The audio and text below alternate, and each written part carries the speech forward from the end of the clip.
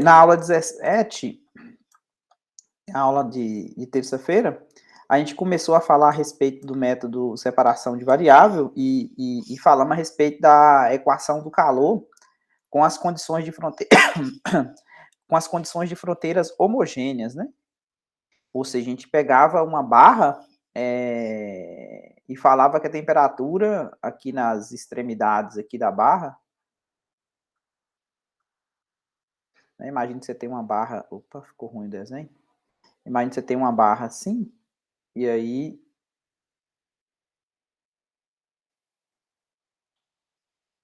né, digamos que você tem uma barra assim, e aí a gente falou que a temperatura aqui no L, quando o x era L, e quando o x era 0, a gente tinha temperaturas aqui na extremidade 2 igual a 0, e aqui a temperatura na extremidade 1 também 0. Ou seja, a temperatura no tempo, na posição 0 para qualquer tempo, era igual à temperatura no tempo, para qualquer tempo, na posição L, ou seja, a gente pegou essas duas temperaturas aqui nas extremidades como sendo 0. Qual que é a diferença para a aula de hoje? A gente vai, não necessariamente isso aqui vai ser 0 mais, ou seja, a gente vai colocar uma temperatura, T1, diferente de T2, diferente de 0, digamos, né? Na verdade, T1 pode ser igual a T2, se você quiser que T1 seja igual a T2, né? Mas poderia ser diferente. O interessante aqui é que elas não vão ser mais 0, ou seja, as condições de fronteira agora elas vão ser não homogêneas. E a gente vai ver outro caso sem fluxo de calor nas extremidades. O que significa isso? Significa que a derivada parcial em relação a x, aqui, tanto aqui né, no 0 e quanto aqui no L, também seja igual a 0, ou seja, significa que ela não perca calor. Pode ser que, se aqui começar com a temperatura de 30 graus e aqui na outra extremidade 60, isso aí vai manter para qualquer tempo essa temperatura, ou seja, ela não vai perder calor, ou seja, ela vai estar isolada, igual aqui na extremidade maior, que é a condição que a gente está impondo desde o início, beleza? Então, os dois tipos que a gente vai estudar na aula de hoje, aula 18. Tranquilo? Podemos ir? Tranquilo. Então, vamos lá. Equação de calor, condição de fronteiras não homogênea. Então, as condições que a gente vai pegar são as mesmas, tá vendo? Ou seja, eu suponho que tem uma distribuição inicial de temperatura.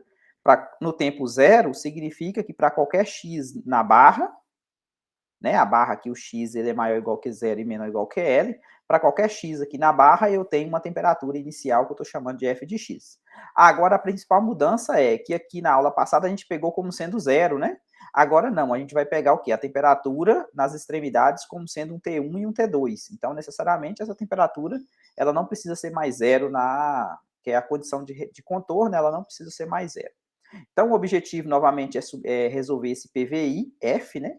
Problema de valor inicial e de fronteira, onde aqui eu tenho a distribuição inicial de temperatura e aqui eu tenho as condições de contorno. Observe que agora, novamente, a temperatura nas extremidades não precisam mais ser zero.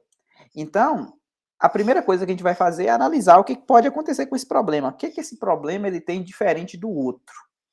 Então, observe o seguinte. Lembra que eu falei para vocês que quando o tempo vai para infinito, logicamente, a barra que ela tem de comprimento de 0 até L, então, isso aqui, a temperatura no futuro, né, U de xt, essa temperatura aqui, ela passa, quando o T vai para mais infinito, isso aqui vai chegar no equilíbrio térmico. Ou seja, se chega no equilíbrio térmico, quando o T vai para mais infinito, então significa que não vai depender mais do tempo. Então, essa temperatura aqui seria simplesmente dependendo da posição X que você escolhe na barra, né? De 0 até L, que a barra vai. Ficou claro essa parte de por que quando o T vai para mais infinito, a minha temperatura ela depende somente da posição? Ficou. Beleza. Agora, vocês lembram que a equação é exatamente essa aqui, tá vendo? Se essa U aqui depende somente de x, ou seja, essa U de xt aqui, quando o t vai para infinito, ela depende somente de x. Eu estou chamando ela de v de x. Então, a derivada parcial dela em relação a t do lado esquerdo aqui vai dar zero, não vai? Porque se ela não depende do tempo. Tranquilo? Então, o lado esquerdo aqui vai dar zero, essa derivada parcial aqui de ordem 1, não vai? Isso. Se desse lado aqui tem zero, desse lado aqui também tem que ter zero, não tem? Para ficar zero igual a zero? Então, a derivada parcial segunda em relação à posição tem que ser zero, né? Para poder ficar zero igual a zero. Né? Constante vezes zero vai dar zero desse lado. E uma função que satisfaz isso aqui seria essa função afim, concorda? Quando você deriva duas vezes essa função aqui, né? A derivada primeira dela vai dar, a derivada disso aqui vai dar A, né? E a derivada segunda, zero. Então, eu quero descobrir quem que seria esse A e quem é esse B, aqui, ó, que eu não sei por enquanto quem são eles, que satisfazem essa equação do calor. Mas observe que essa função V aqui, ela não pode ser qualquer, por quê? Porque essa função V, ela tem que satisfazer essas duas condições de contorno também. Porque a função V está substituindo a função temperatura U. Então, para isso aqui funcionar, o que tem que acontecer? Marcos chegando, bom dia, Marcos. O que tem que acontecer? Eu sei que o meu V, ó, o V de X é o U de XT. Se eu calculo o U de 0t, eu estou colocando 0 no lugar do x. Então, aqui eu vou substituir por 0 e aqui eu vou substituir por 0. Isso aqui eu sei que tem que dar t1. Então, quem que é o v de 0? O v de 0 é colocar 0 no lugar do x. Então, vai ficar o quê? A vezes 0 mais b. Isso aqui tem que ser igual a t1. Então, daqui o A pode ser, por enquanto, qualquer coisa, mas necessariamente o B tem que ser exatamente igual a T1, concorda? Porque 0A vezes 0 vai dar 0, aí ficou B igual a T1. Então, aqui eu chego que o B tem que ser igual a T1. Então, por enquanto, a minha função é assim, ó, A de X mais T1. O B tem que ser exatamente T1. Agora, eu vou calcular o V de L. O que é o V de L? O V de L é colocar L no lugar do X. Então, vai ficar AL mais o B. O B aqui é T1. Isso aqui é igual o U de LT, né? Estou colocando L no lugar do X, mas só que o U de LT vale T2. Então, aqui eu consigo isolar esse A aqui, ó, em função de T1 e T2. Quem que é o A? AL é igual a T2 menos T1, né? Esse T1 passou para o outro lado. Então, quem que é o A?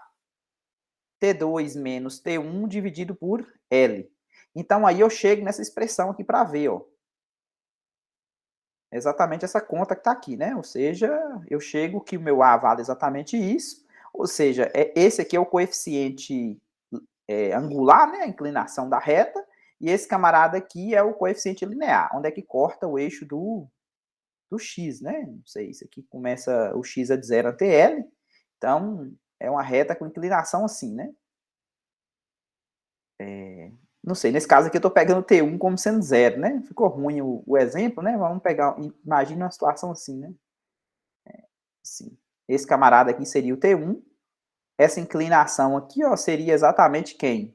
Seria essa inclinação aqui, a tangente de θ, seria exatamente o T2 menos T1 sobre L, beleza? Então, a reta seria uma coisa assim, inclinação desse jeito.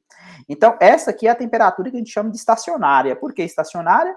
Porque atingiu o equilíbrio térmico. Então, significa que a sua barra lá de 0 até x, para cada x que você escolher aqui, entre 0 e L, a temperatura, U de xt, isso aqui, quando o t vai para mais infinito, vai para essa V de x. E essa V de x tem exatamente essa lei de formação. Essa é a temperatura que a gente chama de estacionária.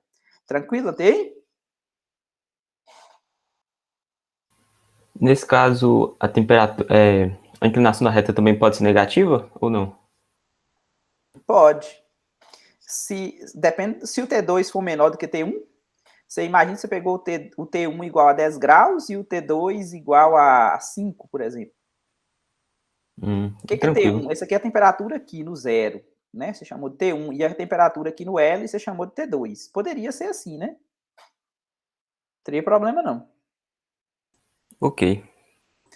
Beleza. Agora, como é que ficaria a solução? Logicamente, a gente vai aproveitar um monte de conta aqui, né? Que a gente já fez por causa do... Quando era 0 e 0, o que a gente vai fazer? A gente vai fazer uma pequena adaptação. A minha solução geral vai ser o quê? Vai ser esse camarada aqui que a gente aprendeu na aula passada, por isso que eu chamei de U0. O que é esse U0? Esse U0 é exatamente essa parte aqui, ó. Essa parte aqui, vocês lembram que foi exatamente a solução que a gente obteve utilizando o quê? O método de separação de variáveis. Isso quando T1 era igual a T2, que era igual a zero. Mas só que agora a minha temperatura, U, ela vai ter um pequeno incremento. Por quê? Porque se a temperatura, a barra estava com 0 e 0, estava 0 aqui, 0 aqui. Quando ela atingisse o equilíbrio térmico, logicamente todos os pontos aqui ia ter que ser 0 também, concorda? Porque teria que ser igual aqui, né? Os da fronteira. Mas só que agora não, agora eu tenho um T1 aqui e tenho um T2, tecnicamente diferente de 0. Então, quando eu tenho um T1 e um T2 diferente de 0, então significa que quando o T vai para mais infinito, concorda que essa parte aqui tende a 0, essa parte aqui é limitada, então essa parte aqui tende a 0, né? Limitada vezes uma coisa que tende a 0, tende a 0, mas só que a solução, ela não vai ficar sendo 0, ela vai ser exatamente a solução estacionária, tá vendo? Por isso que tem essa parte aqui que está somando aquela solução que a gente obteve na aula passada. Tranquilo? A solução geral? Beleza. Agora nós devemos determinar os coeficientes da série, né? Logicamente. Só que agora eu vou utilizar novamente a distribuição inicial de temperatura. Eu vou colocar 0 no lugar do T. Quando eu coloco 0 no lugar do T, essa parte aqui, ela não é influenciada, concorda? Que ela só depende de X. Essa parte aqui, ela é influenciada por quê? Porque vai ficar I elevado a 0, então essa parte aqui vai tender a 1, né? Vai dar 1, então sobrou só isso. Então, isso aqui tem que ser igual ao f de x. Bom, aí o que acontece? Eu pego esse v de x e passo para o outro lado, tá vendo? E aí, qual que é a diferença aqui no coeficiente da série? Logicamente, aqui a gente reconhece esse AN aqui como sendo, lá na teoria geral, esse camarada aqui era o BN, né? Porque quem acompanhava o seno era o BN. Aqui eu estou usando a letra N, mas ele é o coeficiente da série dos senos, lá da série de Fourier. Então, ele é dado que, logicamente, eu vou ter que fazer uma extensão ímpar dessa função aqui, agora não é f de x. Ó, imagine se o T1 fosse igual a T2, que fosse igual a zero. Concorda que o meu v de x seria zero? Porque ia ficar o quê? Ó, ia ficar 0 menos 0 dividido por L, x mais 0, não era? A fórmula? Se o T1 e o T2 fosse 0, então v de x daria 0. Então, não teria essa parte aqui, ó. Se fosse, aí voltaria para o caso anterior, beleza? Então, agora eu vou ter que fazer uma extensão ímpar da função f de x menos v de x. Então, o coeficiente, se esse aqui é uma extensão ímpar, tá vendo? Por isso ficou duas vezes. Porque isso aqui é uma extensão ímpar, isso aqui é uma função ímpar, ímpar vezes ímpar vai dar par, aí fica só a... Porque vocês lembram que o original é 1 sobre L, de menos L até L, seria F menos V extensão ímpar, vezes o seno, beleza? Dessa coisa aí, tal, dx. Aí o que acontece? Essa extensão ímpar aqui, ó, vai ficar duas... É ímpar, ímpar vezes ímpar dá par, então vai ficar duas vezes só de 0 ante L. Só que de 0 ante L vai ficar a função f menos v original. Sem extensão, concorda? Porque a função f e a função v, elas estão definidas de 0 ante L, concorda? Ok? Esse aqui é o n, π, x sobre L, né? Que eu não coloquei aqui dentro. Tranquilo, gente? O coeficiente? Tranquilo. Beleza, então vamos lá para um exemplo. Logicamente, eu não fiz a conta desse exemplo, mas o que vai envolver aqui é a integração por partes de uma função linear vezes a função seno. Então, por isso que eu não coloquei a conta aqui necessariamente nesse texto. Mas se vocês olharem a aula passada, a aula 17, lá eu fiz a conta e pedi para vocês dar uma pausa no vídeo para poder olhar, se tiver alguma dúvida de como resolver a integral, vocês vão encontrar lá. Bom, aqui tem uma barra de 40 centímetros, isolada dos lados. Peguei o K igual a 1, né? Esse camarada aparecia aqui, o K igual a 1. Extremidades mantida, esse camarada aqui é o T1, 10 graus, e o T2, 30 graus. Nesse caso aqui vai ficar crescente, viu? A temperatura, porque o T1 é menor do que o T2, né? Nesse caso aqui, o coeficiente angular lá vai dar positivo. Então, pediu para encontrar a temperatura. Então, logicamente, eu tenho que, Dernivaldo, bom dia, eu tenho que encontrar a minha função temperatura. Então, de acordo com a fórmula, a minha função f de x é essa aqui, tá vendo? Essa função f de x, o que, é que ela faz? Ela vai de 0 a 40, mas ela tem uma quebra aqui no 20, ela vale 10 mais 2x, ó, se o x for 20, vai dar 2 vezes 20, 40, dá 50, né? A imagem aqui, ó, 50. Então, ela começa aqui no 10, ela cresce até o 50 aqui, ó. E depois ela começa a decrescer. Por exemplo, se o x for 20, vai dar 70 menos 20, vai dar 50, emendou, né?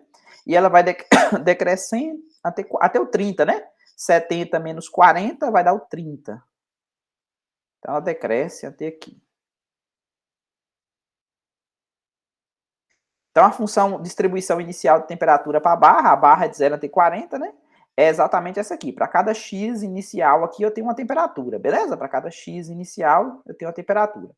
Essa aqui é a temperatura inicial, que eu estou chamando de T1. Essa aqui é a temperatura T2, na outra extremidade da barra.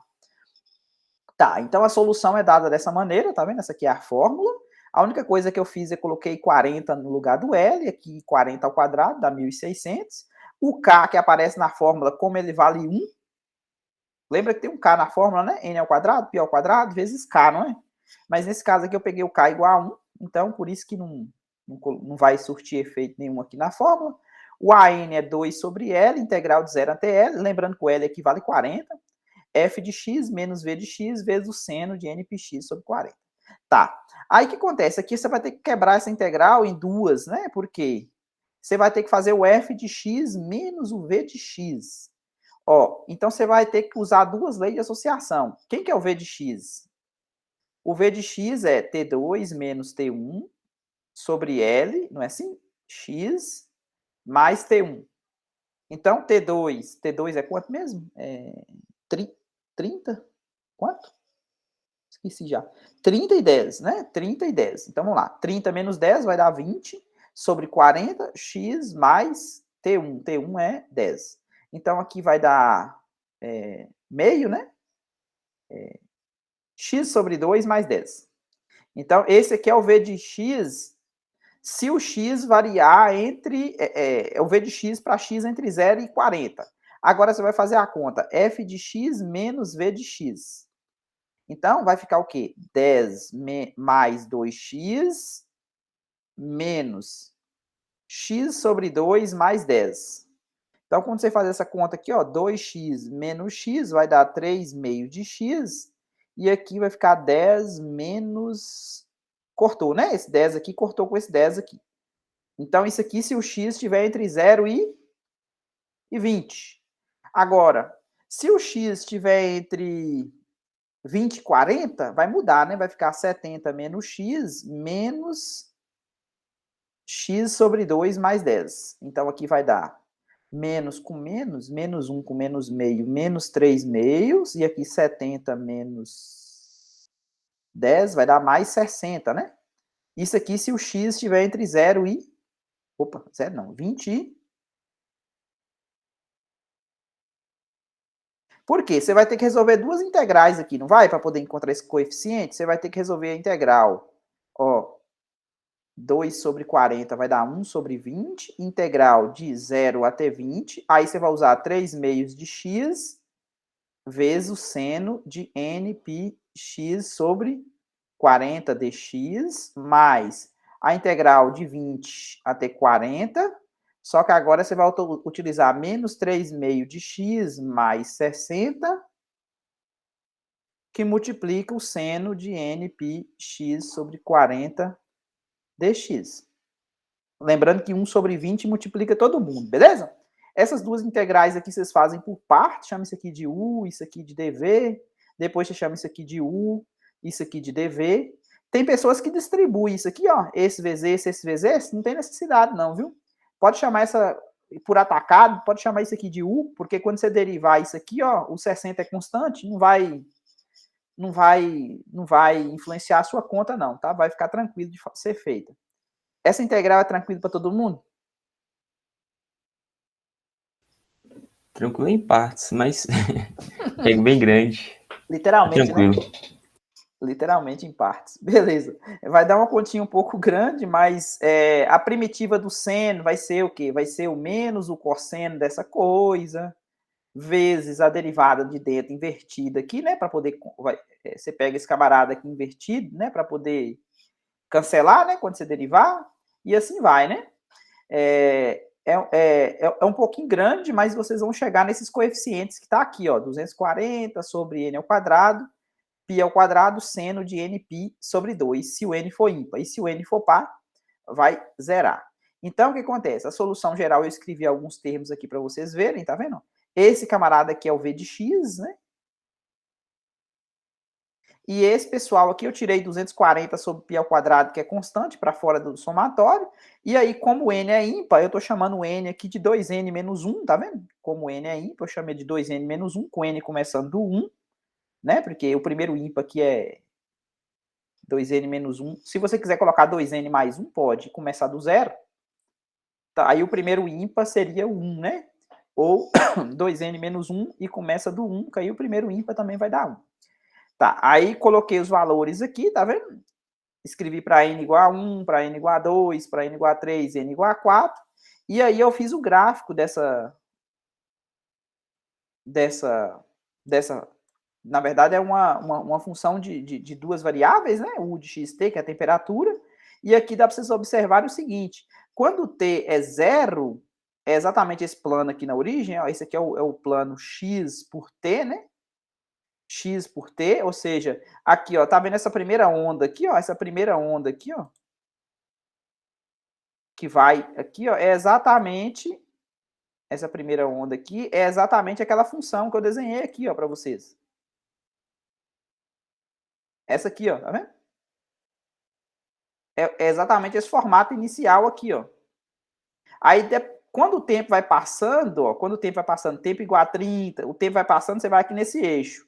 Tá vendo o que está acontecendo aqui, ó? Lá longe, o que está acontecendo lá longe? Quando o tempo fica grande, o que acontece com a solução?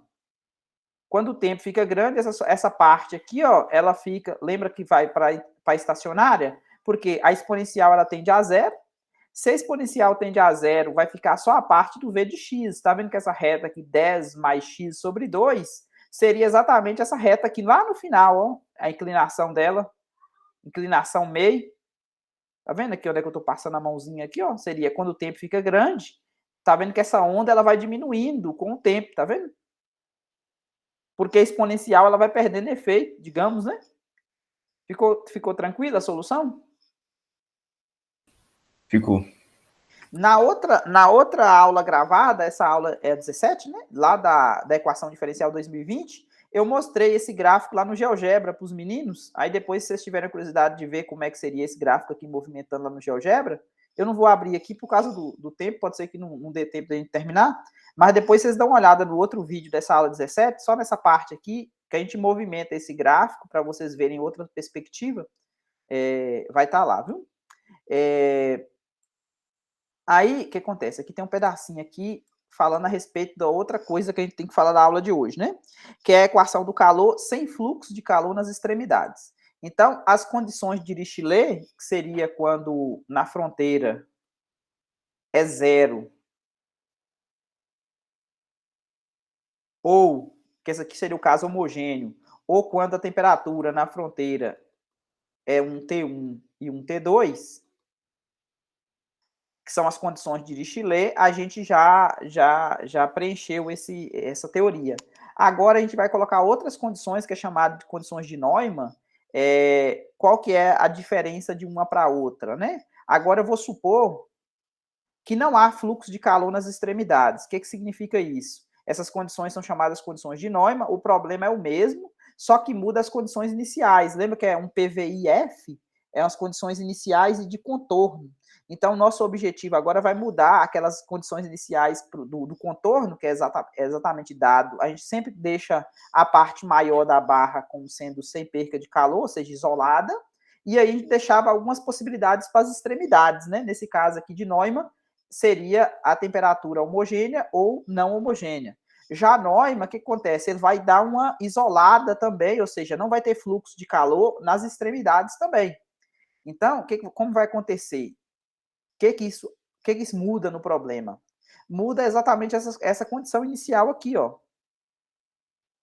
Ou seja, essa distribuição inicial de temperatura, para cada ponto X, eu tenho uma temperatura inicial Isso aqui mantém. Isso aqui mantém, beleza? A distribuição inicial de temperatura, ela mantém, das condições de Neumann, de Dirichlet. Só que agora muda essas daqui, ó. Essa aqui muda. Agora, a minha condição inicial, ela vai falar da derivada parcial em relação à posição. Isso na posição 0, né? Quando x é 0, e quando x é L. Aí está falando que isso aqui é 0, as derivadas parciais é 0, então significa que não há fluxo de calor nas extremidades também. Então, o que significa não ter fluxo de calor nas extremidades? Isso aqui é traduzido para a matemática como essas derivadas parciais em relação à posição ser 0 nas extremidades, isso para todo o tempo. Logicamente, a gente vai utilizar novamente o método de variação de variáveis. Separação de variáveis, beleza? Eu vou pegar a solução como sendo a multiplicação de uma função que depende apenas de x vezes outra que depende apenas de t, do mesmo jeito que a gente fez lá. Essa equação aqui a gente deduziu na aula passada, porque a gente derivou duas vezes isso aqui, né? Substituiu nessa equação aqui, derivou duas vezes, tá vendo? Deriva duas vezes, substitui aqui, isola, coloca tudo x de um lado, tudo t do outro, beleza? Então, isso aqui foi exatamente o que a gente fez na aula passada, a gente está chamando de menos lambda dessa constante de separação. Novamente, eu vou ter dois problemas, tá vendo? O problema 1 e o problema 2. Só que agora as condições iniciais aqui, ela muda. Vocês lembram lá que as condições iniciais, ela dependia somente da função, não era? X grande. Agora, isso aqui é mudado para derivada. Por que muda para derivada? Porque essa condição aqui mudou. Porque quando você tem, o que é o U? A derivada parcial de U em relação a X. Isso aqui, a derivada em relação a x, é x' de x vezes t de t, que é constante. Quando você aplica isso aqui no zero, no ponto 0 e t, que é o que eu tenho ali, né, para dar zero, o que vai acontecer? Vai ficar x' de 0 vezes t de t. Né? Você aplicou. Só que isso aqui tem que dar zero. Como eu quero que isso aqui seja diferente de zero, porque senão eu zeraria a minha solução inicial, e eu não quero que zero. Então, quem vai pagar o pato aqui vai ser o quê? A derivada do x grande em zero. Do mesmo jeito, quando você substitui o ponto L e T, vai ficar o quê? Vai ficar x' de L vezes T de T. Como eu preciso que o T de T não seja zero, então quem vai pagar o pato vai ser o x' aplicado em L, beleza? E aí, essa outra equação aqui de primeira ordem é exatamente igual. Aí nós vamos resolver o problema 1, do mesmo jeito que a gente fez lá, né? Um EDO de segunda ordem, de coeficientes constantes. Então, a gente vai utilizar aquela mesma teoria que a gente utilizou lá na aula passada e lá no início do curso. Então, as possibilidades para as constantes, novamente, 0, maior que 0, menor que 0. Então, vamos lá. Para lambda igual a 0, do mesmo jeito que a gente fez na aula passada, eu tenho o quê? X duas linhas de x mais lambda x de x igual a zero. Se esse lambda aqui é zero, então sobrou só isso aqui. Então, a solução, isso aqui, se você integrar duas vezes, né? Ou seja, você integra duas vezes a derivada, você vai ter essa função. Agora, você deriva ela para substituir o zero. A derivada disso aqui é quem? É c, né? A derivada disso aqui em relação a x é c. Quando você pega isso aqui e substitui o zero, dá c. Então, isso aqui tem que ser zero. Então, aqui você conclui que o C tem que ser zero, né? Mas o D, ele se safou, né? Porque o D pode ser qualquer coisa. Né? Concorda que o D pode ser qualquer coisa? Que não vai influenciar? Sim. Beleza. Agora, ó para você ver. Você pegou, colocou, tá.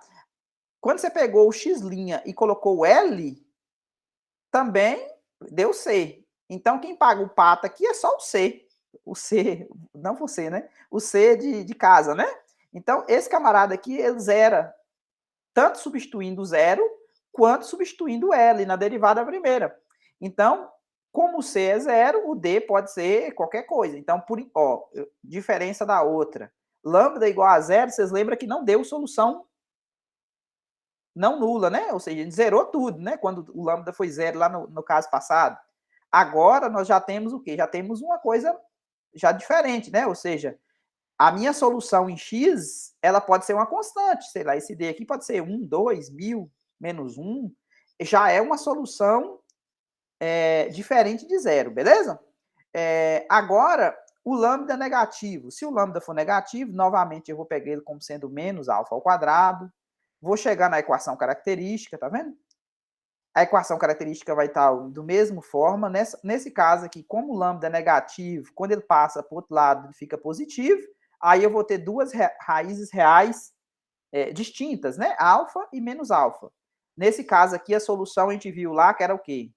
Era e elevado a alfa x mais C1, né? Mais, aqui eu já usando a letra C1, né? Vamos usar a letra D1 aqui, constante D1, mais D2, e elevado a menos alfa x. Só que a gente viu que a gente pode fazer uma mudança de variável com esses D1 e D2 e transformar isso aqui em cossenos hiperbólicos e seno hiperbólico, né? Essa expressão aqui, ela é equivalente a essa. Bom, agora o que eu vou fazer? Eu vou derivar, né? E vou substituir no zero. O que é a derivada? A derivada do C1 seno hiperbólico, a derivada do cosseno hiperbólico é o seno hiperbólico e vice-versa. Aqui eu não tenho sinal de menos, igual na trigonométrica, né? Então vai ficar C1, alfa, que saiu para fora, né? A derivada da dentro, seno hiperbólico de alfa x, mais C2, alfa, que saiu para fora, a derivada do seno hiperbólico, cosseno hiperbólico de alfa x. Quando eu substituo no zero, olha o que vai acontecer. O seno hiperbólico, isso aqui dá zero, o seno hiperbólico de zero é zero. Só que o cosseno hiperbólico de zero vale 1. Então, nesse caso aqui, eu tenho que sacrificar esse C2, concorda? Porque esse aqui, o resultado tem que dar zero. Aqui ficou C1, alfa vezes zero, mais C2, alfa vezes 1. Então, para essa equação aqui dar zero, o C2 tem que ser zero, porque o alfa é diferente de zero, beleza? O alfa é diferente de zero, porque eu estou no caso negativo. Não estou no caso lambda igual a zero. Então, o alfa é diferente de zero. Então, nesse caso aqui, eu sacrifico o C2. Se eu sacrifico o C2, essa parte aqui morre da solução, tá vendo? Quando eu substituo L, o que acontece? Ó, quando eu substituo L aqui, ó, vai ficar x' de L. Vai ficar o quê? Vai ficar C1 cosseno hiperbólico, C1 alfa, vezes o seno hiperbólico de alfa L. Ó, o alfa é diferente de zero, o L também é diferente de zero. Então, esse alfa L aqui é diferente de zero. O seno hiperbólico, ele só zera no zero. Então, é certeza que o seno hiperbólico é diferente de zero. Para isso aqui dar zero, concorda que o C1 tem que dar zero? Sim? Beleza, então. Então, se o C1 é zero, então morreu também, né? Ou seja, nesse caso aqui, alfa negativa, a gente não tem solução não nula, beleza? Agora vamos para o último caso, que é o alfa positivo. O alfa positivo, como vocês sabem, vai dar raízes complexas, né? Mais ou menos I alfa. Tá vendo? A solução é cosseno, né? A solução tradicional lá, né? Era quem que era o y de x lá? Era e elevado a px, que multiplicava a cosseno de qx, mais o b seno de qx. Não era isso a solução geral lá? Aqui, quando as raízes era p mais ou menos i q. Nesse caso aqui, o p é zero e o q vale alfa, né? Porque as raízes minha aqui é zero mais ou menos alfa i. Então, esse aqui é o p, esse aqui é o q da história, né? Da teoria. Então, nesse caso aqui, e elevado a zero, essa parte aqui dá 1. Aí ficou o quê? C1. Esse C1 aqui seria o A da história, né? Esse Q aqui seria o alfa aqui, e aí vai, né? Tá, essa é a solução para o caso complexo. Aí, o que acontece? Eu vou derivar e vou substituir o zero. Quando você deriva, vai ficar o quê? A derivada do cosseno é menos seno, né? Então, menos C1, o alfa que saiu para fora da derivada da de dentro, seno de alfa x.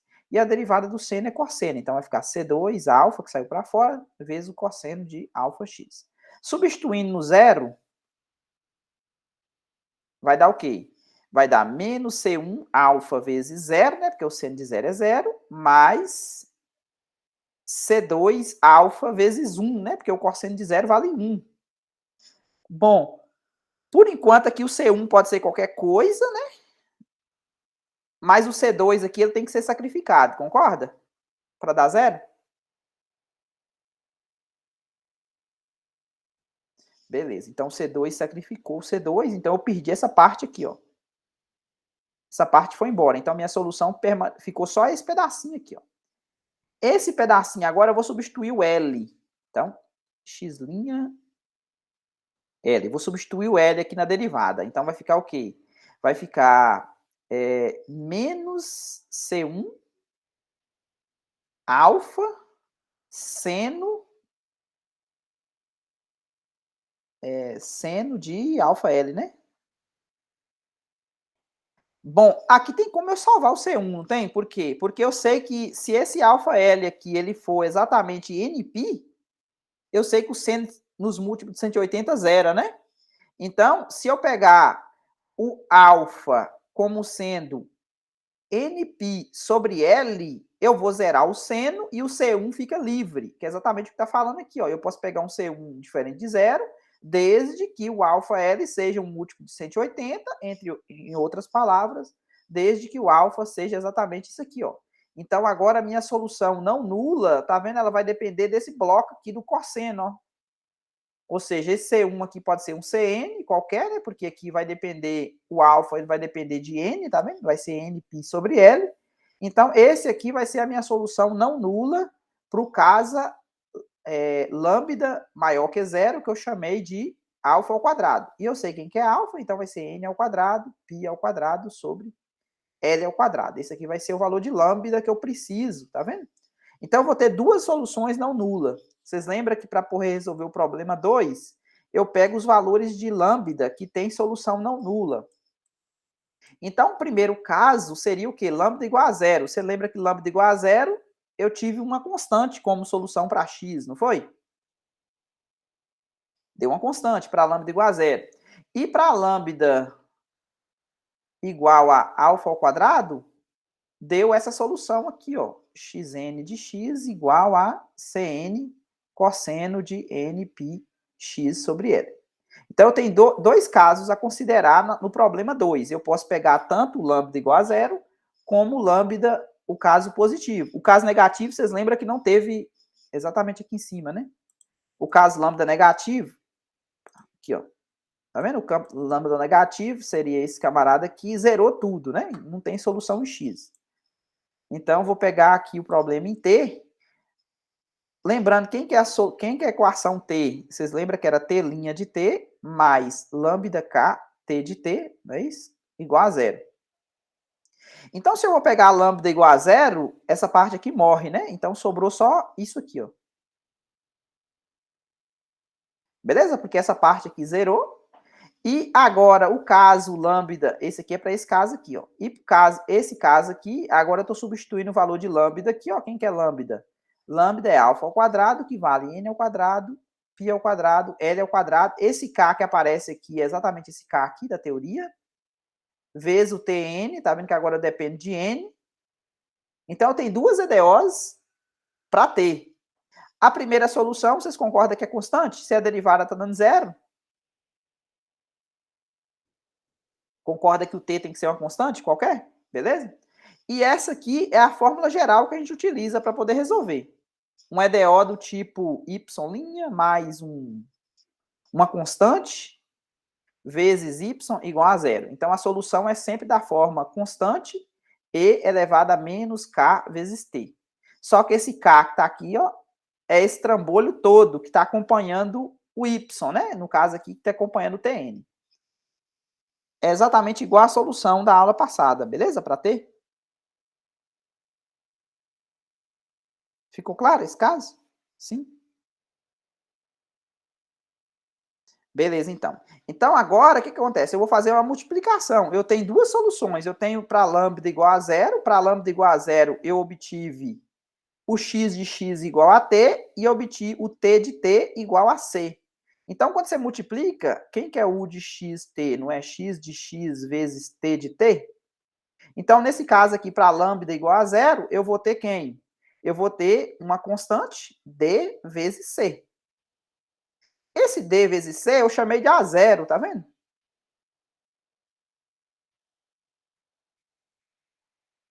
E o outro caso, que seria esse camarada aqui, ó, que é o caso lambda maior que zero, vezes esse camarada aqui, ó, esse vezes esse, não é? O caso lambda, esse vezes esse, né? O caso lambda maior do que zero. Você vai multiplicar a constante Cn pela constante Bn, tá vendo? Eu chamei de AN. Pego o cosseno, que é a solução em x, e multiplico pela exponencial, que é a solução em t. Então, a fórmula geral ficou essa coisa aqui, ó. Ficou 1 a 0, lembrando que o a 0 é a multiplicação das constantes do caso lambda igual a zero. E quem que é o AN? O AN é exatamente a multiplicação das constantes do caso lambda maior do que zero, que é o alfa ao quadrado, beleza? Então, ficou o cosseno, que é a solução em x, vezes a exponencial, que é a solução em t, do problema 2, tá vendo? Esse aqui é o problema 1, que era a solução em x, a EDO de segunda ordem. Esse camarada aqui é a solução em t do problema da EDO de primeira ordem. Ficou clara a solução final para esse caso? Tranquilo. Beleza. Então, para terminar, eu preciso determinar quem são esses coeficientes, né? Quem é esse A0 e quem que é esse AN, para me poder ter minha solução geral. Observe que eu não utilizei a distribuição inicial de temperatura. Isso aqui não foi usado ainda, né? Então, quando eu coloco zero no lugar do T, o que vai acontecer? Ó? Se eu coloco zero no lugar do T, então vai ficar o quê? Quando eu substituo, vai ficar AN. Isso aqui vai dar 1, concorda? Isso aqui vai dar 1. Isso aqui tem que ser igual ao f de x. Em outras palavras, olha para isso aqui, ó. Observe que aqui, ó, eu mudei. Por que eu mudei? Tá vendo que eu coloquei n começando do zero, em vez do 1? Porque, na verdade, tem que incluir esse A0 aqui, ó. Que seria assim, seria A0, né? Quando você substitui zero no lugar do t, esse A0 aqui é constante, ele continua.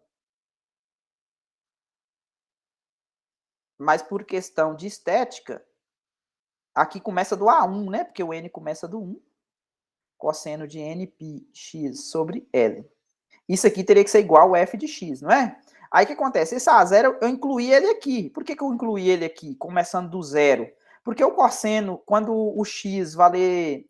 quando você vai fazer a conta aqui, né? O A0, cosseno, quando você coloca o valor de x aqui... quando você coloca zero no lugar do x aqui, cosseno de zero vale 1. Então, tipo, essa função f aqui, ó, ela vai de onde? Ela vai de zero, o domínio dela, né? Até, sei lá, cai nos reais, né? Não sei. Qual que é a lei da associação. Então, quando você coloca zero no lugar do x aqui no início, vai ficar um f de zero. Então, coloca x, zero aqui no lugar aqui. Então, cosseno de zero vale 1. Então, por isso que eu coloquei numa fórmula só, beleza? Quando o x for zero, isso aqui vai dar o a zero. Que seria esse camarada que estaria do lado de fora aqui. Eu simplesmente coloquei ele dentro do somatório. Tranquilo? Sim ou não? Tranquilo, né? Então, vamos lá. Como que eu faço para reconhecer isso aqui, ó? Esses camaradas aqui, vocês concordam que eles são exatamente os coeficientes da série de Fourier da extensão par dessa função f? Porque esse camarada aqui faz o papel daqueles AN pequenininho, né, da série. Só que ele tá maiúsculo aqui, né? Mas ele faz o papel desses AN lá da teoria, né? Começa do 1, beleza? Aqui começa do 0, então significa que eu tirei um A0 aqui para fora, e aqui começa do 1 até mais infinito. Só que lá na teoria, esse A0 aqui era dividido por 2, não era isso? Então, o que eu vou fazer? Eu vou chamar esse A0 grande aqui do A0 dividido por 2 lá da teoria da série de Fourier. E esse AN aqui vai ser esse AN aqui, só que com a extensão par da F. É exatamente o que está aqui, ó. Os coeficientes da série de Fourier, tá vendo? O AN vai ser 2 vezes, porque, na verdade, o AN, ele era, a fórmula original dele era 1 sobre L, integral de menos L até L, F, extensão par, vezes o cosseno de nπx sobre L dx. Só que isso aqui é par vezes par dá par, né? Então, vai dar 2 vezes 1 sobre L, integral de 0 até L. Aí a f agora volta a ser a original, porque a f aqui, ela está definida no intervalo 0 até L, vezes o cosseno. Então, por isso que ficou essa fórmula aqui, ó, por AN. E para n igual a 0, eu vou utilizar aquele A0 que eu tinha lá, exatamente como A0 sobre 2. Tá vendo que aqui teria que ficar duas vezes, né? Teria que ficar duas vezes integral de 0 até L, f de x dx. Só que o A0 da teoria, ele é dividido por 2, né? Então, quando você divide por 2 aqui, ó, esse 2 cortou com esse 2, por isso que ficou só 1 sobre L. Então, tem que ter um cuidado, porque esse A0 maiúsculo, ele não é 2 sobre L igual aos outros, a partir do A1, do A2 e tal. Por quê? Porque na fórmula original da série de Fourier, o A0 pequenininho, ele está dividido por 2. Então, como ele está dividido por 2, esse camarada aqui vai cortar com esse 2 que está dividido, entendeu? Do A0 pequenininho. Então, por isso que sobrou só 1 sobre L, e não 2 sobre L, isso para essa constante A0 grande. Ficou claro isso?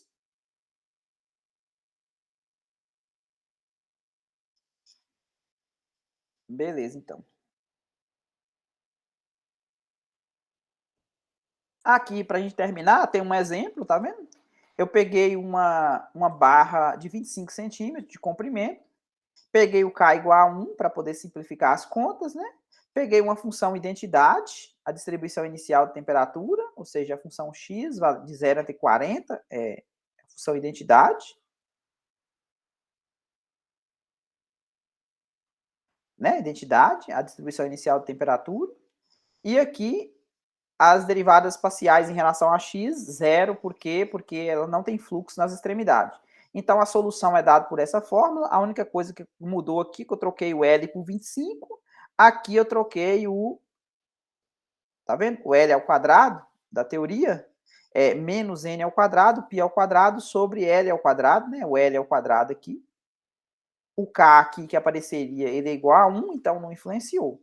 Aqui as fórmulas para calcular o A0 é 1 sobre L, integral de 0 até L, o L aqui é 25, beleza? De f de x dx. E aqui o AN é 2 sobre L, integral de 0 até L, aqui é o f de x, vezes o cosseno, tal, tal. Então, você faz a conta, essa integral aqui é fácil de fazer, você vai encontrar 25 sobre 2. E essa outra integral aqui é por partes, aqui você não precisa fazer duas vezes por parte, você não precisa quebrar, né? Você pode fazer de uma pancada só, né? Chama esse camarada aqui de U, esse aqui de dv. Você vai encontrar esse coeficiente aqui para essa integração por partes que você vai fazer aqui. Então, a solução geral vai ser dada por... Aqui eu escrevi alguns termos, tá vendo? Esse camarada aqui é o A0 da história, né? O A grande, 0. Aqui eu tirei o 100, tá vendo? Esse menos 100 sobre π ao quadrado aqui eu tirei para fora do somatório, porque é constante, tá vendo? 1 sobre 2n menos 1 ao quadrado, vezes o cosseno, tá vendo que aqui aparece os ímpares, né?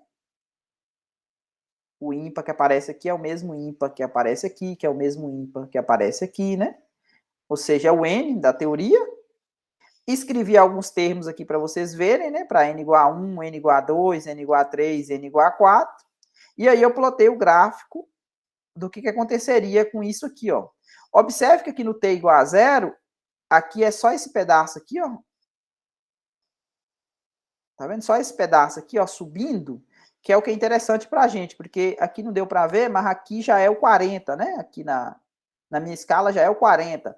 Então, a minha função inicial, ela sobe aqui, tá vendo? Ó, é a distribuição inicial de temperatura, e aí ela vai, com o tempo, ela vai acontecendo o quê? De acordo com a solução que a gente tem aqui, ó a exponencial, com o tempo, ela vai para zero, o cosseno é limitado, então aqui, ó, a minha solução, ela estacionaria nesse número, né? 25 sobre 2, 12,5. Então, esse plano azul aqui, para vocês terem ideia, ele está exatamente à altura 12,5 do chão. Então, quando você pega um T grande, por exemplo, aqui eu peguei um T igual a 200. Você pegou um T igual a 200 aqui, o que está acontecendo? A solução ela está praticamente constante, porque o que está interessado para mim é essa primeira onda aqui, ó. Opa, deixa eu ver isso aqui da frente. essa primeira onda aqui, ó. Cadê? Essa primeira onda aqui, ó, ela vai diminuindo, diminuindo, diminuindo, e aqui ela vai ficar o quê? Quando o t fica grande, lembra que é exponencial vezes o cosseno a solução, né? O gráfico em vermelho aqui, ó, é uma exponencial vezes um cosseno. Então, logicamente, a exponencial aqui próximo do zero, a exponencial aqui é grande, né? Porque lembra que a exponencial ela é negativa, é e elevado a menos uma coisa, né? Na solução, é negativa. Então, se ela é negativa, ela vai decrescendo com o tempo, multiplicado pelo cosseno. O cosseno, ela depende de x aqui, ó, desse eixo aqui. Ele é limitado, ele vai ficar entre menos 1 e 1, independente do valor que você vai colocar. O número entre menos 1 e 1 multiplicado por uma coisa pequena, vai ficar uma coisa pequena. Então, por isso que quando o t fica grande, essa solução aqui fica parecendo que é um... Tá vendo? Eu coloquei esse plano azul. Esse plano azul, ele está exatamente na altura 12,5, né? Que é 25 sobre 2, que é esse valor aqui, ó. Então, a solução, ela vai permanecer o quê? Quando o tempo vai para infinito, ela vai aproximar desses 12,5. Aí, uma curiosidade, né? Observe que aqui, a minha temperatura... Deixa eu pegar essa barra. A minha temperatura... Diminui um pouco aqui. A minha distribuição inicial de temperatura, ela vai de 0 até 40, né? E quando o T ficou grande demais, ela estabilizou aqui próximo do 12,5, tá vendo? Por quê? Porque não há fluxo nas extremidades, ou seja, não está perdendo calor nas extremidades. Então, o equilíbrio térmico, né, dessa coisa que começou aqui de 0 até 40, para qualquer x que você pegava, essa era a temperatura inicial, com o tempo, ela vai estabilizar nessa temperatura aqui de 12,5. Mesmo sem eu ter o quê? Eu sei que aqui a temperatura ela vale 0, né? No tempo 0, e aqui ela vale 40 no tempo 0. Mas aí, quando o tempo vai passando, essas coisas vão modificando, beleza? Porque a única coisa que eu sei é que não perde calor aqui e aqui. Ficou claro a solução? Ficou. Beleza. Tranquilo. Dúvidas da aula de hoje? Ainda não. Ainda não? Aí, o que acontece? Igual eu falei para vocês, é grande, né? Mas o que eu falei para vocês? O modus operandi é o mesmo. O problema de separação de variáveis ele vai ser aplicado em todos os problemas que a gente vai resolver dessa parte de EDP. Depois a gente vai ver a equação da onda, né? Que também vai ser a mesma coisa. A equação da onda vai ser um pouquinho diferente, porque ao invés de ter um EDO de grau 2 e de segunda ordem, né? E outra de primeira ordem, vai ter duas EDOs de segunda ordem. Então a gente vai ter que analisar a equação característica tipo duas vezes, né? Para a equação da onda. Mas não é nada difícil, né? Ou seja, o método que a gente opera é o mesmo para todos os casos. Tranquilo?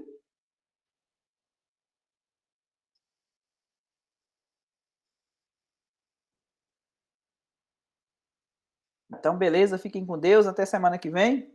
Semana que vem eu enviei a terceira lista hoje, vocês podem começar a fazer. Esse último trabalho ele é menor do que os outros. Por que ela é menor? Porque, na verdade, tipo, não adianta ficar pedindo um monte de questão repetida, né? Então, pedindo uma questão de cada caso já engloba o trabalho. Então, por isso que esse trabalho é menor. Então, até semana que vem, então. Bom final de semana para vocês. Fiquem com Deus. Até mais, Marcos, Yuri. Até mais, Valdo. Valeu. Deus. Alô.